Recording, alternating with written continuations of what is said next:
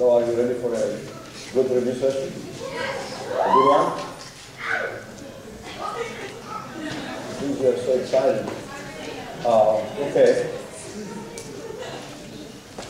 So teacher hopes that at the end of 1.5 hours, that means at 5:30, you will stay for that half an hour to do some celebration for our King.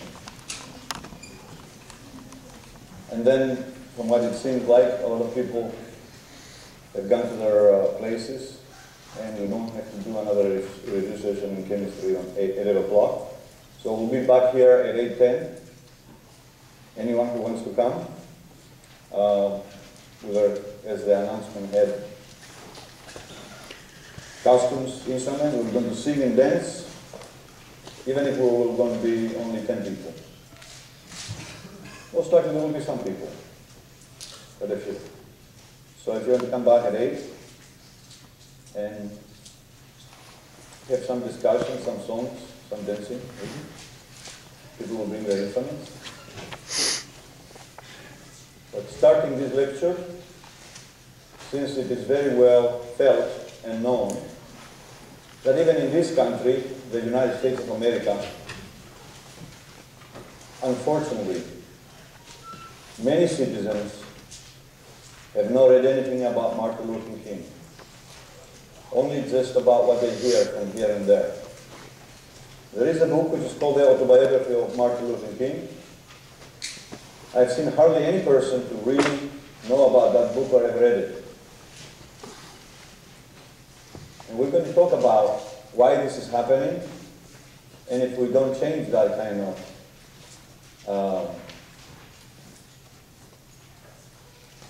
understanding, there is a great peril for all humanity. And we're going to say some words at 5:30 and at 8 o'clock, 8:10. A great peril that most of us are not aware. So it's a humble, small gesture. Teacher wants to put a little flower from his garden for what he was courageous to do and say, knowing that he had to pay for it. But because of his love for others, he was not afraid of anything, like a lion, with a heart of a rose, fragrant rose. So your teacher puts, for his memory, this little flower from his garden, and for your own sakes, teacher students, he puts a second one. That comes from you, to that spirit, which lives still in many people's hearts. Even though it has been forgotten by many of us, still that spirit lives in many people's minds all over the world.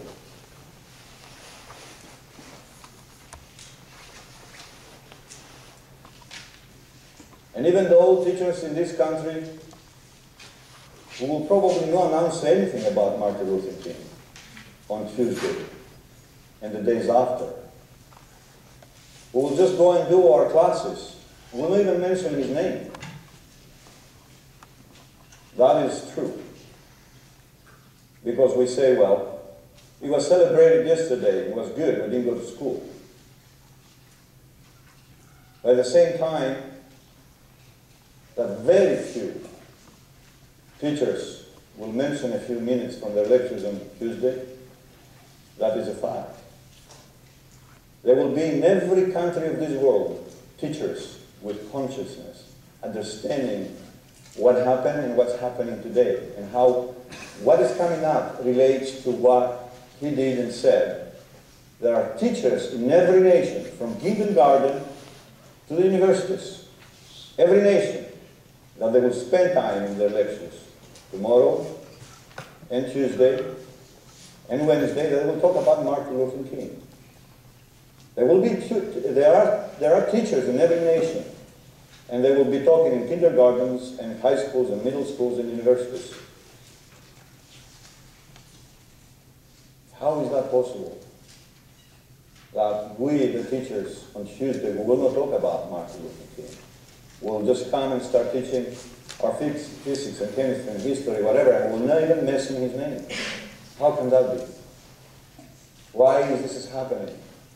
Where this is going to lead us?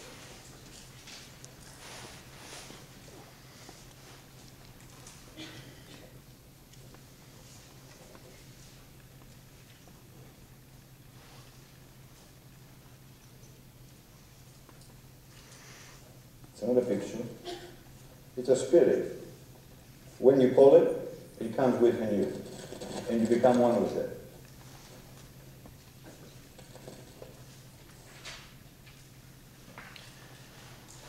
So we're going to see some problems. Learn how we do problems instead of memorizing problems, right? So here is the first one. Let's start with part number 2.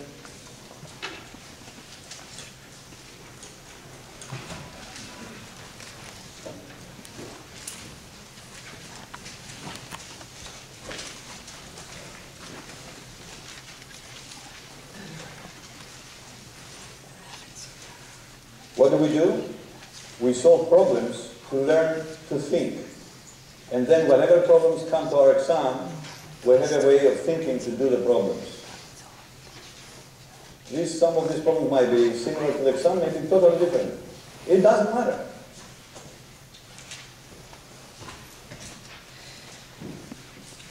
There will be some problems that are either identical or similar in lecture and so on and so forth. So it's already, you know how to study, right? We talked about it. Okay, so in this case, we know that each of these chemical species, we have 3 deuterium atoms, right? You remember? Hydrogen has 3 isotopes: protium, deuterium, and tritium, right? Hydrogen is 3 isotopes: protium, deuterium, and tritium. And all of them, they have 1 proton, right? 1 proton. They're all hydrogens. This one has 0 neutrons, this has 1 neutron, and this is 2 neutrons, the heaviest one. They're all hydrogens, that's why they have 1 proton. Atomic number, right? 0 neutrons, 1 neutron, 2 neutrons. Each atom has also 1 electron.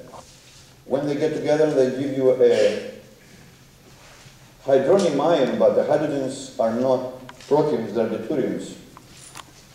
And the oxygen is not 16, it's 17, a particular isotope. So each of these atoms has a number of protons, neutrons, electrons, and the combinations of all of them, it gives you a plus charge, which means you have the number of, totally, the number of protons is by 1 unit more than the number of electrons. That's what it tells you. So in order to find this, the only thing you have to do is you just take like a table. This is to see like a table. You have what you have. You have 3 deuteriums, and then you have 1 oxygen atom, 17, and then you have also a plus charge. And so you can very easily now find the answers. You can say here are the protons, right? Here is the electrons, and here is the neutrons. Okay, so you have 3 deuteriums. They're all hydrogens, so you will have 3 of them times 1 proton each, as we said. That will make you 3. Oxygen has atomic number 8. You have only 1 of them, so it's 1 times 8. That will give you 8. For neutrons, for electrons, it's going to be same thing really. We talk about neutral atoms. We will not do it 2 times because then we'll make a mistake. So neutral atoms, consider neutral atoms. Oxygen will have 8.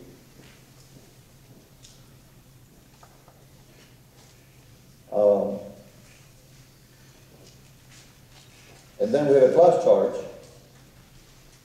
right? We have a plus charge, so that's minus 1 electron. And then we have neutrons.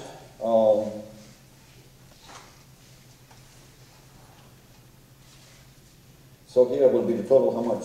The protons will be 11, right?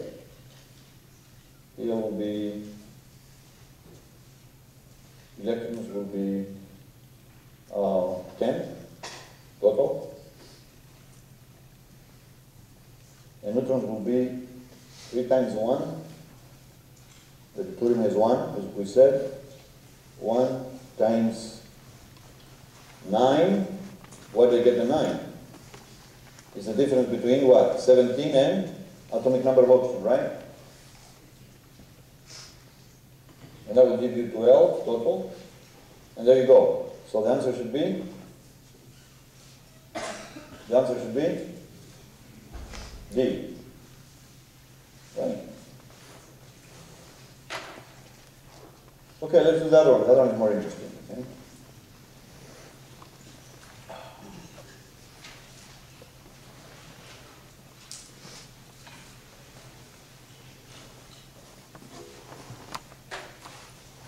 Okay, the other one looks kind of, it looks kind of hard. But if you take it in the appropriate way, right, do it right, it's not really hard. It's kind of, in the beginning, it's kind of confusing, right? So what does it say us? What does it say to us? It says we have 1 gram of pure water, and that 1 gram of pure water is some amount of oxygen, some quantity of oxygen, right? So that amount of oxygen is equivalent to how many molecules of ozone? In other words, if you can get that water electrolyzed and you break it into oxygen and hydrogen, that oxygen you will get from 1 gram of pure water, that oxygen, how many ozone molecules you can make. And you know that ozone molecule has 3 atoms of oxygen, right? So, what we're going to do is, we're going to start with what we know. Right? The first thing to do is you start with what you know. What do we know? It is that we have 1 gram of water. And you can see the answer is about molecules of ozone. And in order to go to that, which is only oxygen, somehow we're going to have to go to, remember the general thinking. If you want to go from grams to particles, you will have to go through the concept of mole, right? And we have water, and we want to go to just oxygen. Look, it has to do with just oxygen. So we have to get out from the H2O. We have to go to oxygen. And how are we going to go into that when we go from grams to particles? Through the concept of mole. That's why I choose this conversion factor that will talk about moles of water. Okay? And I don't want this, I want this. Molecules of ozone. So if I don't want that, it has to go away. There's no way to go away unless it's going to be denominator. Okay? And so now I have to go to moles. So here is the moles of water. And therefore, now the question is, what's the relationship? We know 1 mole of water is 18.02 grams of water. Now we have moles of water. Why do we do that? Because we want to go from grams to number of particles, and there's no way to go into that unless you go to the concept of mole. You see? So now we have moles of water. I'm going to have to go to another conversion factor because I don't want moles of water, I want molecules of ozone. So if I want to go to from moles of water, because this times that divided by that, it's going to be moles of water. If I want to go from water into just oxygen, I will have to find out what's the relationship between water, H2O, and just oxygen. So, if I don't want this, then I will have to say relationship between water and oxygen. So I can say 1 mole of water, that's one relationship I can say. 1 mole of water has how many? Oxygen, blah, blah, what oxygen? Atoms of oxygen. Why not? That's how we should do, right? So how many moles of oxygen atoms has 1 mole of water? Huh? 1, right? So we have 1 mole of atomic oxygen, atoms of oxygen. Okay, great. So now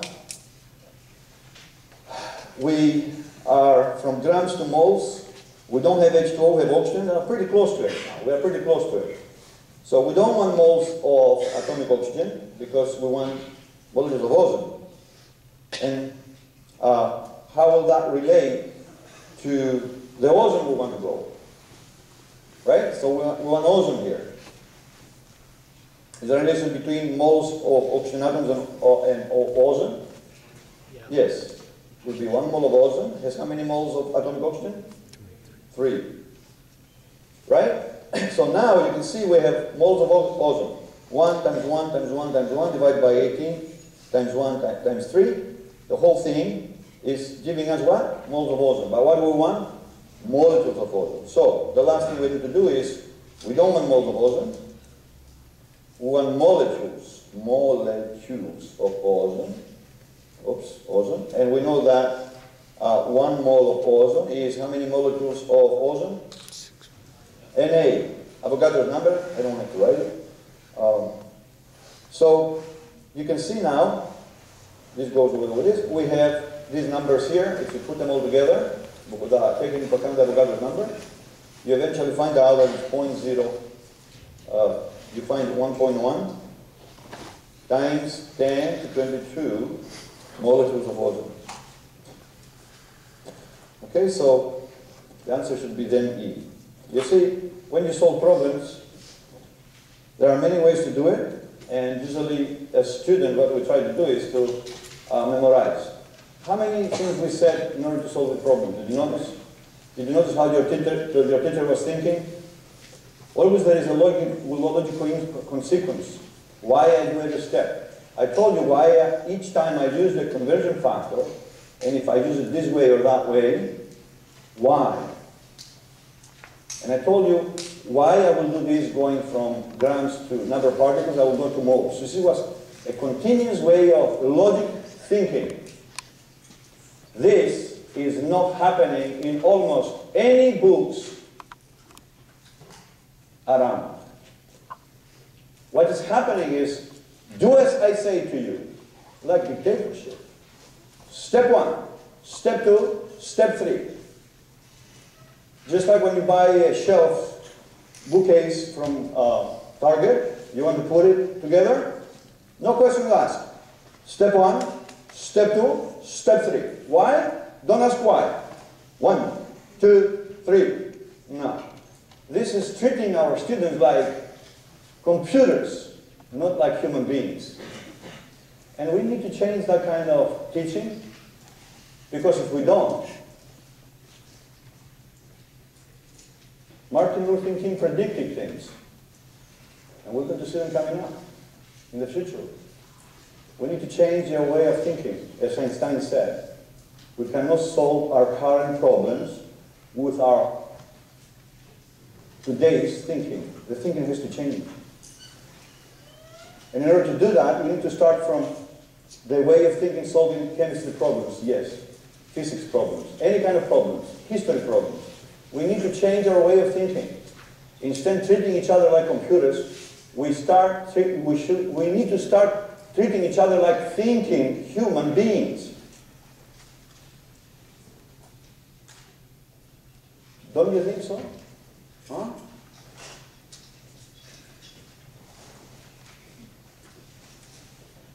It's hard to see it when you grow up in an environment that you are taught always what to do without asking really questions. It's hard to see what your teacher is saying to you. That is why you need to dig. You need to do some really serious thinking, because it will not happen overnight. Okay, let's go to the next one.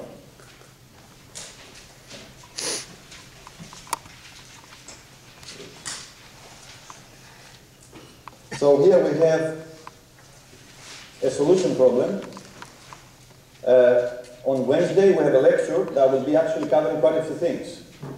Concentration of a solution, the concept of percent yield, real yield, actual yield or real yield, theoretical yield, percent yield, the concept of yields, the molarity concept, and the limiting reactant concept. Don't lose your Wednesday lecture. And there's quite a few problems that they really fall into that. So I'm not talking about it, but most of you really know this concept. So we're going to do a couple of problems that deal with these concepts, right? So here's one that deals with the concept of concentration called molarity. Okay? How many people don't know what molarity is? Let me see your hands. Not many. So, well, what is molarity is when you have a solution, right? You dissolve something in water or some other solvent, and you get a homogeneous mixture called solution.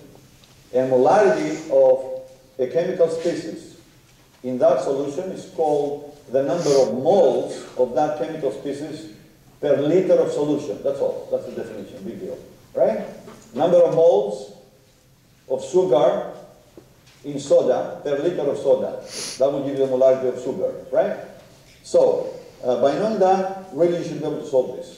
It's not that hard to do if you know the definition of molarity. It's just, so, what do we have? We have 5 grams of 80% pure sample. That means it's not pure. It's impure, right? It's only 80%. It's not 100% pure, it's 80% pure. What does that mean? That 80 grams sample, only 80 grams is pure sodium chloride. The rest 20 is something else, we don't care. But from the 100 grams of sample, only 80 grams is what? Sodium chloride. So, and we have 5 grams of that impure sample. And that impure sample of 5 grams, which we can find out how many grams of purity is there, that's what we need to find. It is dissolved, and finally we get 500 milliliters of an aqua solution, water solution. It says what's the molarity. Okay? So, again, what are we going to do? We want molarity, so we want, what we want is moles of sodium chloride, of course pure. I can put in parentheses now because the problem is kind of special and we need to emphasize that. Moles of sodium chloride pure per what? 1 liter of solution. So this number here we asked for, the number of moles of pure sodium chloride per liter of solution. If we find that number, we have the answer. Okay, so we're going to start with what we have. What do we have? We have 5 grams of impure sodium chloride. And we know its purity is 80%. And from that, we can find out how much pure sodium chloride, because the molarity will refer to pure. So I have to find out how much pure sodium chloride I dissolve. And it's how much percent? 80%. And so we have 80 grams of sodium chloride pure per 100 grams impure sodium chloride. You see how important it is now to really put down what stuff you got? If you don't, you will get confused. Right? You have to say what it is. Number, unit, and what it is. So you have 80 grams sodium chloride pure per 100 grams of impure sodium chloride. So impure sodium chloride and impure sodium chloride goes away, and what these numbers will give you, this times that divided by that, will be grams of sodium chloride pure. But I want molarity, that's moles per liter of solution, so I want to go, therefore, from grams to moles. So if I want to go from grams of sodium chloride pure to moles of sodium chloride pure, right? We are having pure now, so we don't want to talk about it again. Moles of sodium chloride, I want to have moles of sodium chloride from these grams, and so we have to have a relationship, 1 mole of sodium chloride, how many grams of sodium chloride. So you can find the molar mass. You should of course know how to do that very easily, using the periodic table, right? So we have so many grams per mole of sodium chloride, from the periodic table you can do it. So now we have what? Sodium chloride pure goes away, we have moles of sodium chloride. Alright? So now we have this times that, divide by this, divide by that. That's what? Moles of sodium chloride. Now, with 1 molarity, so 1 moles of sodium chloride, right? This number per what? Liter of solution.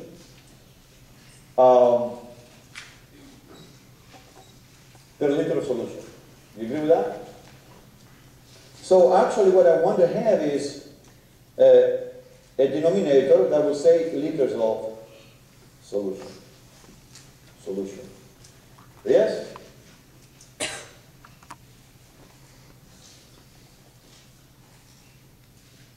Well, these moles of sodium chloride pure that comes out from these calculations, they are in what kind of volume of solution?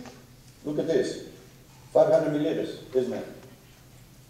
Is that right? These moles of sodium chloride that we calculated from all this, to do the numbers, is where? The problem says it's in 500 milliliters of aqueous solution, yes? So actually we have 0.5 liters. We want liters because molarity is defined in liters, not in milliliters. So all these moles are in what? How many liters of solution? 0.5. 0.5 liters of solution. So basically we have to divide this number, which is moles of sodium chloride, pure, per this many liters of solution. And what it's going to be is, it's going to be moles of sodium chloride per liter of solution. That will be the molarity. So what I'm going to put here, what kind of number I will put here? Anybody? Thank you. What a number I'm going to put here? Anybody? Because you have a ratio here. What I'm going to put? What number should we put there? Anybody? Huh? What I'm going to put here, you guys? How many people say what? What did you say? 1. How many people do not know you will put what? Let me see your hands. It's okay. I had a problem when I was student too. You're right.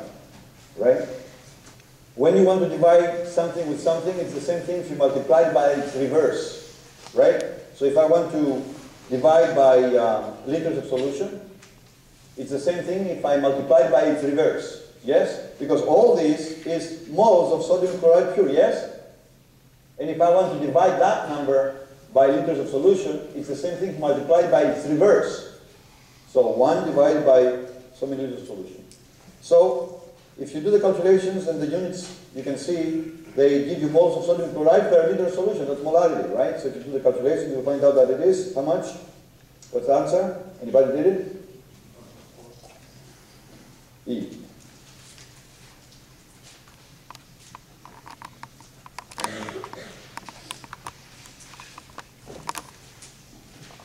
Did you see again how we solved it?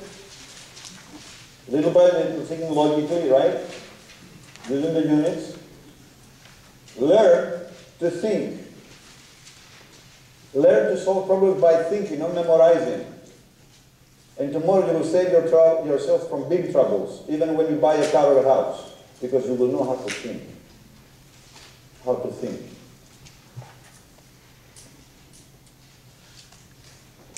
Okay, here is another problem that has to do with what? Yields. Okay, so let's see the problem with yields.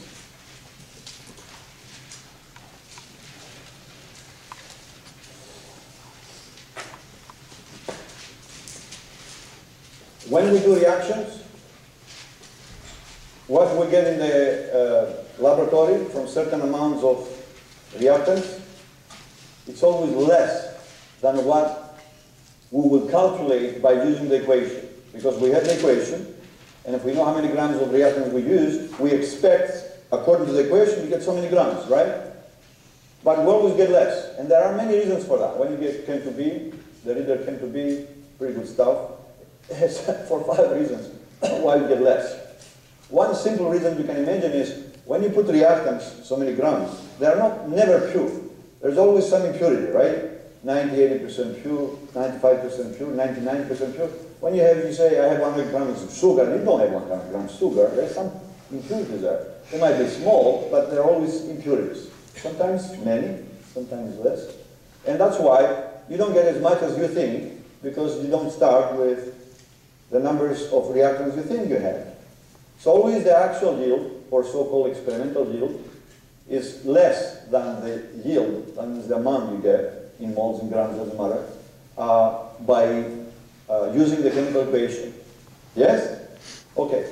And that's the actual yield. So the theoretical yield is what you get by using the chemical equation. Actual yield is the one that you get in the laboratory.